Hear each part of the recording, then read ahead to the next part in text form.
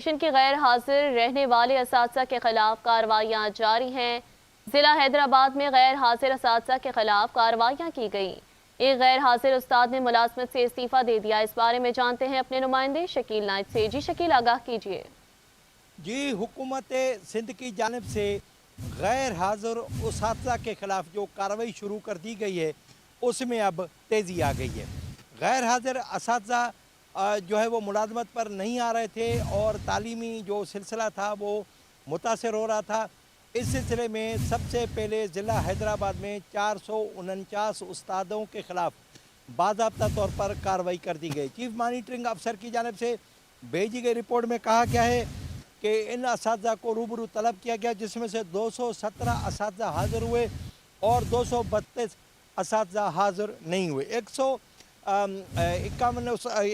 صرف 51 اساتذہ کو نوکری سے برطرف کیا گیا، 3 کو جبری ریٹائر کیا گیا، 159 اساتذہ کی آئی ڈی بلاک کر دی گئی۔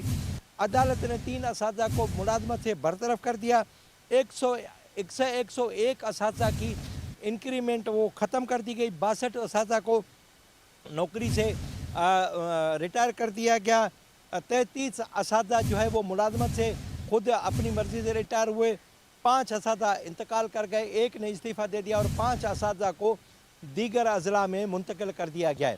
اس رپورٹ کے بعد سیکریٹری محکمہ اسکول ایجوکیشن نے تمام ڈی اوز کو اور ڈائریکٹرز کو حکم جاری کیا ہے کہ وہ غیر حاضر اساتذہ کے خلاف کارروائی تیز کریں تاکہ کم از کم یہ جو گھر بیٹھے تنخواہ لے رہے ہیں یہ ختم کریں اور ان کی جگہ پر نئے اساتذہ کا تقرر کیا جا سکے۔ جی